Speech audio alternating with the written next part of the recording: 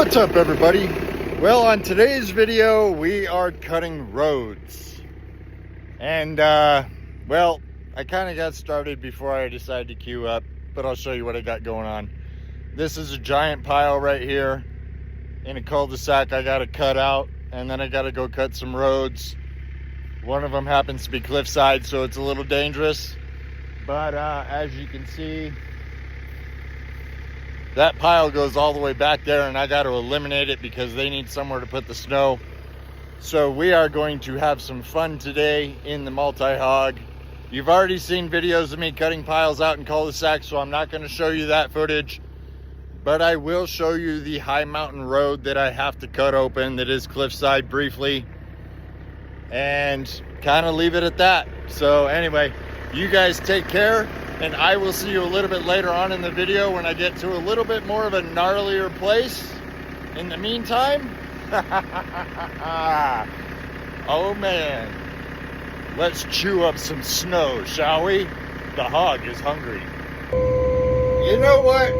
On second thought, maybe I will show you this just so you can see how you're actually supposed to cut into a long pile like this. And I hope you guys can just work past the fact that my hog's squealing. Pigs and hogs just squeal, you know. But anyway, let me turn the camera on and you guys get to see what I'm talking about. So in situations like this, you can already see what I took out over here. There's the bunch of piles over there. Obviously, I've got all my joystick controls. So what I'm going to do is I'm going to hold the yellow button and I'm going to angle my chute up. Just give it a little wiggle over to the side. And now I'm going to kick my hog into drive. I've got my gas pedal down here. My brake is right here. This is my hydrostatic clutch. Okay. So I can push this all the way down. It functions just like a clutch on a standard transmission vehicle. And when I go into this pile, let me turn my chute over this way. You see where I'm already lined up, right?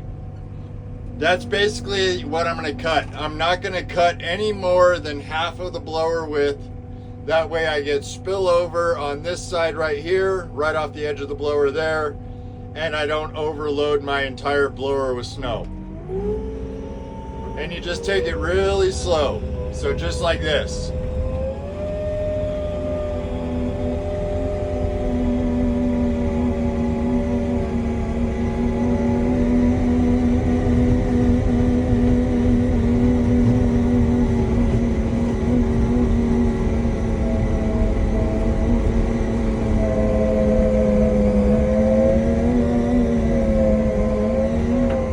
Lift your blower up, tilt it back, let all that spill off of it.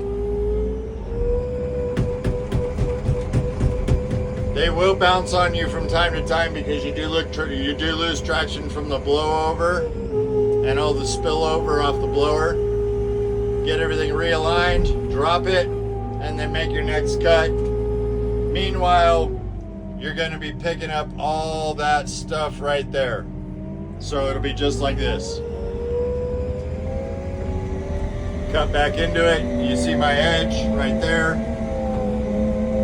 Half of the blower length maximum. That way you don't end up stuck and you get the most efficiency out of your machine. You see how far I'm launching that snow? And you see how much of the pile I actually have left. So it's just kind of the way it is. So in all honesty, running these machines are really not that hard. You just got to be smart about it. And always keep in mind, they're going to get you really dirty because everything in these machines is absolutely dirty. And another thing, you guys know how I roll, right? Make sure you've got your coffee. All right? So you guys take care. I'll see you a little bit later on in the video.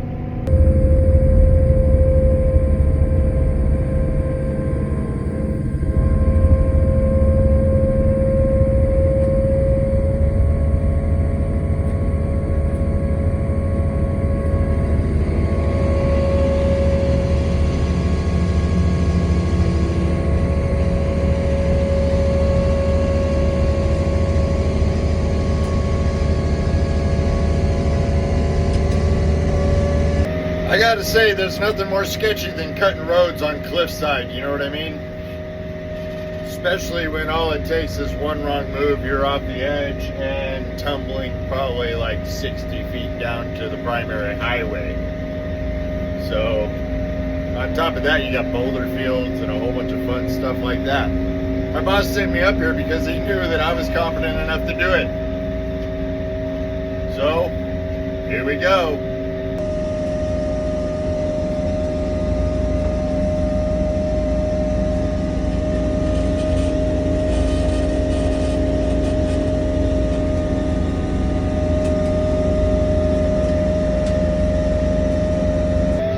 See, this is the kind of stuff I'm talking about. Check it out. I'll turn the camera around. You'll be able to see these boulders up here.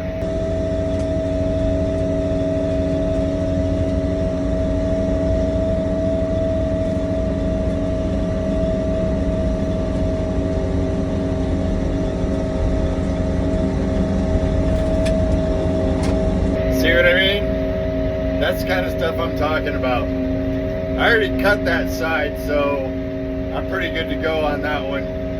I was a little worried.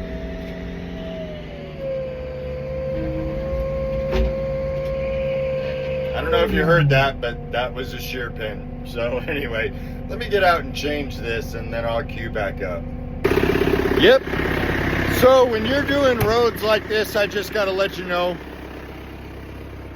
you always want to back up if you can, but when you're on cliffside, the last thing in the world you want to do is back up. As you can see, it's not really looking that bad on the camera, but it is pretty bad. And situations like this, you want to go forward and turn into your road, okay, so you don't go off the edge backing up. These articulating machines, you got to be really careful. It's really easy to send them off the edge of the road. And okay, good, I don't have a rock lodged in there. It's full of snow though. But as you can see, that's the shear pin right there. That's what's left of it. It just literally snapped it right in half. So these machines are designed to do this so that you don't do any damage to the machine.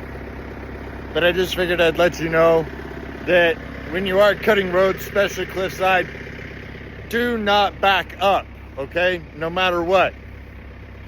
Turn into your road and drive forward to get into your road. Then you can back up and realign after the fact. Anyway, I'm gonna get going, change this pin, finish this job, and be on to the next one, all right? So you guys take care. I'll see you next time. And don't forget your subscribe button and notification bell. And if you find the video interesting enough, share it with a friend, all right? So, later. Well, that concludes today's fun of blowing out piles and roads. And needless to say, I went through pretty much an entire bag of shear pins today. Thanks to everybody pushing rocks into the piles and stuff like that. Gotta love when that happens. But in all honesty, I'd say she did pretty good. Didn't get a chance to wash her, unfortunately. Pressure washer's down, but that's all right. I'll give you an idea.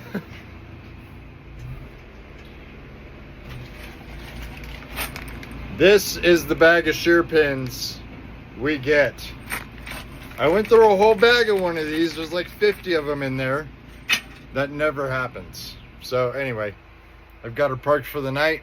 I shut her down. I'm gonna call it, go make some dinner, and then probably go back out tomorrow, unfortunately. I guess I don't believe in days off. I've been working every single day for like 2 weeks. Shockingly, I still look as good as I do, right? Anyway, you guys take care.